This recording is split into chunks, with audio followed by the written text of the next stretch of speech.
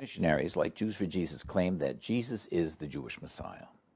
Why has Judaism rejected this assertion for 2,000 years? Mengapa orang Yahudi menolak Yesus sebagai Mesias? Mari kita simak penjelasan dari Rabi Yahudi berikut ini. Kenapa Yahudi menolak Yesus sebagai Mesias?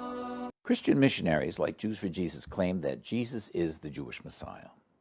Why has Judaism rejected this assertion for 2,000 years?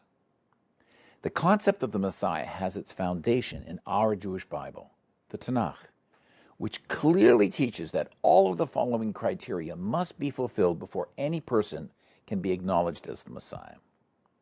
Number one, when the Messiah is reigning as King of Israel, the Jewish people will be ingathered from their 2,000-year exile and will return to Israel, their homeland. However, Jesus never reigned as king, and the Jewish people have not yet all returned to live in their promised homeland of Israel. Number two, the Holy Temple in Jerusalem will be rebuilt. Actually, the temple was still standing in Jesus' day. It was destroyed 38 years after Jesus' crucifixion, and it has not yet been rebuilt. Number three, there will be worldwide peace, universal disarmament, and a complete end to war. Yet since the advent of Christianity, wars have increased dramatically in the world. Some of them were actually fought in the name of Jesus. Number four, the Messiah will reign as king at a time when all the Jewish people will embrace the Torah and observe God's commandments. Sadly, today all Jews are not yet following all the commandments of the Torah. Number five, the Messiah will rule at a time when all the people of the world will come to acknowledge and serve the one true God of Abraham, Isaac, and Jacob. This as well has not yet taken place, and we await its fulfillment. And number six, the Messiah must be a member of the tribe of Judah and a direct descendant of King David and King Solomon. Genealogy in the Bible is only passed down from father to son.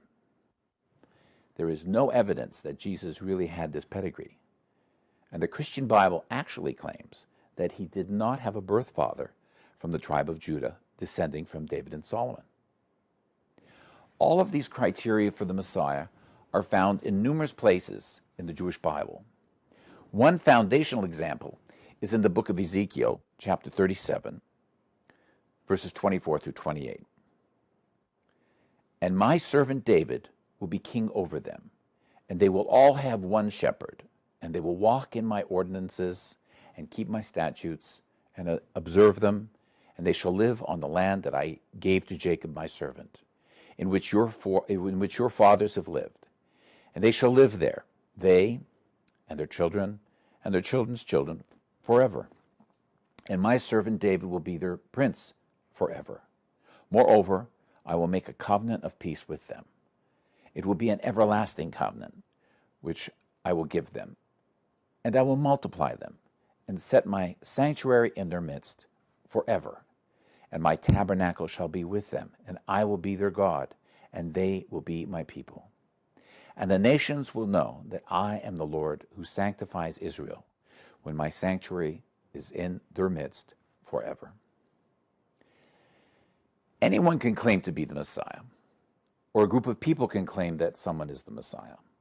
However, if that person fails to fulfill all the criteria found in the Jewish Bible, he cannot be the Messiah. According to the Christian scriptures, Jesus seems to have understood this.